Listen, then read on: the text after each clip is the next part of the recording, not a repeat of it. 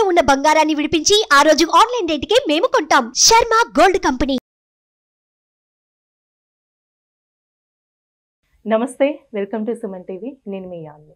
ప్రస్తుతం మనతో ఉన్నారు ప్రముఖ ఆధ్యాత్మికవేత్త, ప్రముఖ జ్యోతిష వాస్తు నిపుణులు డాక్టర్ గుండెపూడి శివసుధీర్ శర్మ గారు ఉన్నారు. గురుగారితో మనం మాట్లాడదాం. నమస్కారం గురుగారు. శ్రీమాత్రే నమః. శ్రీ గురుభ్యో నమః. గురుగారు, ఏప్రిల్ 8వ తారీఖున అమావాస్య రోజు సూర్యగ్రహణం ఏర్పడుతుంది అంటున్నారు. ఒకవేళ మనకి అది వర్తిస్తుందా, వర్తించదండి? ఒకవేళ ఉంటే ఎలాంటి పరిహారాలు చేసుకోవాలి? మనకి పోయిన చంద్రగ్రహణం కూడా మనకు ఉందని చెప్పి చాలా మంది చెప్పారు. గ్రహణం ఉంది, కానీ మన భారతదేశంలో ఎక్కడా కనపడదు. ముఖ్యంగా చెప్పాలంటే వేరే దేశాల్లో కనపడుతూ ఉంటుంది. అక్కడ గ్రహణాలు కూడా కొన్ని సముద్ర తీరాల్లో కనపడుతుంటాయి, కొన్ని వేరే దేశాల్లో కనపడుతుంటాయి, ఒక్కోసారి మన భారతదేశంలో కనపడుతూ ఉంటుంది. మన భారతదేశంలో కనపడని వాటికి ఏ రకమైనటువంటి నియమ నిష్టలు అంటూ ఏమీ లేవు. కానీ భూమి మొత్తం భూగోళం ఒకటే కదా కదా చంద్రుడు సూర్యుడు కూడా ఒకరే. మనకి భూగోళం మొత్తానికి వీళ్ళే చంద్రుడు సూర్యుడు. అమెరికాలో ఒక చంద్రుడు, ఇండియాలో ఒక చంద్రుడు, ఇట్లా విడిగా లేరు. టైమింగ్స్ డిఫరెంట్గా ఉంటుంది. ఇక్కడ ఏంటి, ఇప్పుడు సూర్యగ్రహణం రేపు 8వ తారీఖు రాత్రి సమయంలో వస్తుందని చూస్తున్నాం. రాత్రి ఇప్పుడు సూర్యుడు మనకు కనపడతాడా? కనపడదు. కానీ కనబడేటువంటి దేశాలలో ఉంది గ్రహణం. సూర్యుడు మనకి రాత్రి అయితే పగలయ్యేటువంటి దేశాలు కొన్ని ఉన్నాయి కదా, అమెరికా టైమింగ్స్ ప్రకారం. అట్లాంటి వాళ్ళకి తప్పనిసరిగా సూర్యగ్రహణం అనేది ఉంటుంది. మనకి లేదు, మన భారతదేశంలో ఎక్కడా కూడా కనబడదు. కానీ భూగోళం ఒకటే కాబట్టి గ్రహణ సమయంలో ఏదైనా ఆచరించాల్సినటువంటి నియమాలు ఏమైనా ఉన్నాయి అంటే, ఇప్పుడు గ్రహణ సమయంలో మనం ఏం చేస్తాం, పట్టు స్నానం, విడుపు స్నానం ఇట్లాంటివి చేస్తాం. ఇలాంటివి చేయాల్సిన అవసరం లేదు. కానీ గ్రహణ సమయంలో మనం ఏదైతే నామస్మరణ కానీ, జపం కానీ, పూజ కానీ ఏవైతే చేస్తామో అవి 1000 రెట్లు ఫలితాన్ని ఇచ్చేటువంటి ప్రభావాన్ని కలిగి ఉంటాయి తప్పనిసరిగా. ఇప్పుడు చూడండి, ఏదైనా తాంత్రికులు కావచ్చు, మాంత్రికులు కావచ్చు, ఏదైనా ఉపాసన చేసుకునేటువంటి మంత్ర సాధన చేసేటువంటి వాళ్ళు కావచ్చు, గ్రహణ సమయం దొరికితే అసలు వదిలిపెట్టరు. ఎక్కువగా ఆ రోజు చేయడం అంటే అది 100 కోట్లతో సమానం ఆ ఒక్క సమయం. అంటే ఆ సమయంలో వీడు 10 సార్లు చేస్తే కొన్ని వేల కోట్ల సార్లు చేసినటువంటి ఫలితాన్ని తప్పనిసరిగా లభిస్తుంది వీళ్ళకి. కాబట్టి గ్రహణ సమయం అనేది గోల్డెన్ పీరియడ్ లాంటిది, అలాంటి సమయం ఇది. కాబట్టి భూగోళం అంతా ఒకటే కాబట్టి ఎక్కడ గ్రహణం వచ్చినా మనం తప్పనిసరిగా ఏమైనా చేయాలి అంటే ఒక్కటే మాట, భగవన్ నామ స్మరణ చేయండి. ఎవరికి ఏ దేవత ఇష్టమో ఆ దేవత ఆరాధన, అంటే ఆ దేవత నామస్మరణ. నాకు విష్ణుమూర్తి అంటే ఇష్టం, ఓం నమో నారాయణాయ. శివుడు అంటే ఇష్టం, ఓం నమ శివాయ. రాముడు అంటే ఇష్టం, ఓం నమో భగవతే రామచంద్రాయ.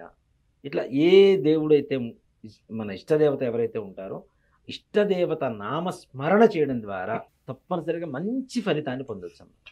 ఇప్పుడు భగవంతుడికి ఒకసారి చేసిన ఫలితం కంటే ఒకసారి చేస్తే 100 రెట్లు చేసినటువంటి ఫలితం అనేది ఎంత సంతోషాన్ని ఇస్తుంది, మనకి కార్యసిద్ధిని ఇస్తుంది. ఏ కార్యం కోసమైతే మనం భగవంతుడిని రోజు పూజ చేస్తూ ఉంటాం, నా కొడుకు బాగుండాలి, నా కూతురు బాగుండాలి, నా కొడుకు పెళ్లి కావాలి, నా కూతురికి పెళ్లి కావాలి, నా వ్యాపారం బాగుండాలి, సొంత ఇల్లు కట్టుకోవాలి, నా కొడుకు మంచి విద్యాబుద్ధులతో ఉండాలి, చెడు స్నేహాలు వదిలిపెట్టాలి, ఇలాంటివన్నీ కూడా మనం సంకల్పం చేసుకుంటూ ఉంటాం.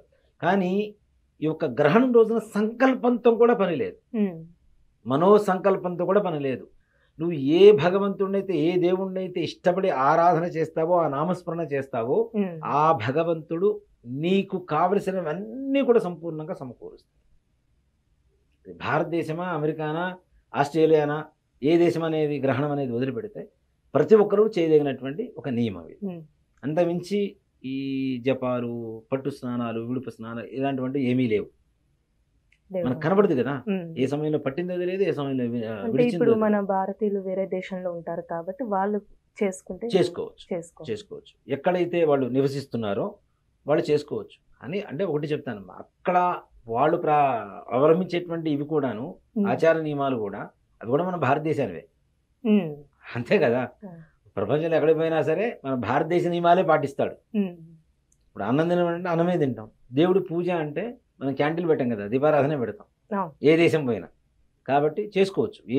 ఏ దేశంలో అయితే కనబడుతుందో ఆ దేశాల్లో ఉన్నటువంటి భారతీయులు ఎవరైనా సరే, భారతీయులే కాదు, రాను రాను కొన్ని సంవత్సరాల తర్వాత మరలా ప్రపంచం మొత్తం భారతీయత మాత్రమే నిలబడేటువంటి పరిస్థితులు వస్తాయి. వేరే ధర్మం వేరే ఇదంటూ ఏమీ ఉండవు. రాను రాను హిందూ ధర్మం సనాతన ధర్మం అంతే. హిందూ మతం కాదు కదా, హిందూ ధర్మం. కాబట్టి హిందూ ధర్మం సనాతన ధర్మం ఏదైతే ఉందో ప్రతి ఒక్కళ్ళు ఇదే నిజం ఇదే కరెక్ట్ అనుకునేటువంటి స్థితికి వెళ్ళే రోజులు చేరువలో ఉన్నాయి. అంటే మనం చూస్తామా లేదా తీసి పక్కన పెడితే మన నెక్స్ట్ జనరేషన్ మాత్రం తప్పనిసరిగా ఈ స్థితిలోకి వెళ్ళిపోతుంది. మరలా సనాతన ధర్మం అనేది సంపూర్ణంగా ప్రపంచం మొత్తం మరలా ఒక్కసారి తలెత్తుకొని చూసేటువంటి స్థితికి మన హిందూ ధర్మం అనేది సంప్రదాయం అనేది వెళ్తుంది తప్పనిసరిగా. గురుగారు, ఇప్పుడు గ్రహణం అంటే ముఖ్యంగా ప్రెగ్నెంట్ లేడీస్ అండి చాలా జాగ్రత్తగా ఉండాలి కాబట్టి వాళ్ళు ఎలాంటి నియమాలు పాటించాలంటారు? ఇక్కడ మనం అంగవైకల్యం అంటాం. గ్రహణం అసలు ఆ గర్భిణీ స్త్రీలకి దీనికి సంబంధం ఏంటి అంటే సైంటిఫిక్ రీజన్ అమ్మ. ఒక మాట చెప్పానండి, గ్రహణ సమయంలో వచ్చేటువంటి కిరణాలు వీళ్ళ మీద పట్టడం ద్వారా లోపల ఉండేటువంటి పిండానికి ఎఫెక్ట్ అవుతుంది, లోపల ఉండేటువంటి శిశువుకి ఎఫెక్ట్ అవుతుంది. అది ముఖ్యంగా 6 నెలలు నిండని వాళ్ళకి ఇంకా ఎక్కువగా పాటించాలి. 6 నెలలు నిండిని వాడి కాళ్ళు చేతులు ముక్కు కళ్ళు చెవులు అన్నీ వచ్చేసింది, ఏ పాడిపోయేదేం లేదు. కానీ 3వ నెల నుంచి మనకు తెలిసేది సామాన్యంగా 3వ నెలలో తెలుస్తుంది. 3వ నెల దగ్గర నుంచి 6వ నెల ప్రారంభమయ్యేటువంటి గర్భిణీ స్త్రీలు ఎవరైతే ఉంటారో వీళ్ళు ముఖ్యంగా చాలా జాగ్రత్త వహించాలి. ఆ రేడియేషన్ ఏదైతే ఉంటుందో లోపల ఉండేటువంటి శిశువుని ఎఫెక్ట్ చేస్తుంది. కాబట్టి వాళ్ళు కదలకుండా పడుకోకూడదు. ఇవన్నీ పిచ్చి మాటలే, ఏం చెప్పాలి. ఇప్పుడు సైన్స్ ఇప్పుడు చెబుతుంది ఆ రేజెస్ ఏవైతే ఉన్నాయో అవి మంచివి కావు, మీరు డైరెక్ట్ చూడకండి, ఎక్స్రేలు పెట్టుకొని చూడండి, స్పెట్స్ పెట్టుకొని చూడండి అని ఇప్పుడు చెబుతుంది సైన్స్. ఇవి ఎప్పుడు కొన్ని వేల లక్షల సంవత్సరాల క్రితమే మన ధర్మం చెప్పింది కదా. గర్భిణీ స్త్రీలను కదలకుండా పడుకోండి అని ఎందుకు చెప్పారు మరి? అక్కడి నుంచి వచ్చేటువంటి కిరణాలు మంచివి కాదు కాబట్టి. కాబట్టి ముఖ్యంగా గర్భిణీ స్త్రీలు అసలు కదలకుండా పడుకోవడం ఉండడం అనేది మంచిది. వాళ్ళకి ఆహార నియమం మాత్రం లేదు. ఆహారం అని తీసుకోవచ్చు, వాళ్ళకి ఆ సమయంలోనే తీసుకోవాలి ఈ సమయంలో తీసుకోవాలనే లేదు. ఎందుకంటే వాళ్ళు ఆకలితో ఉంటారు. నిజంగా మాట చెప్పాలంటే ఆడవాళ్ళకి రకరకాల వింత వింత ఆలోచనలు వింత వింత కోరికలన్నీ కూడా గర్భిణీ సమయంలోనే వస్తుంటాయి, గర్భధారణ సమయంలోనే వస్తుంటాయి. వీళ్ళకి ఎక్కువగా అది తినాలి ఇది తినాలి అట్లా చేయాలి ఇట్లా చేయాలి, అవునా, ఇట్లాంటి ఆలోచనలు వాళ్ళ రుచులు కూడా మారిపోతుంటాయి ఆ సమయంలో. కాబట్టి అలాంటి వాళ్ళని మనం నిర్బంధించడం అనేది కరెక్ట్ కాదు.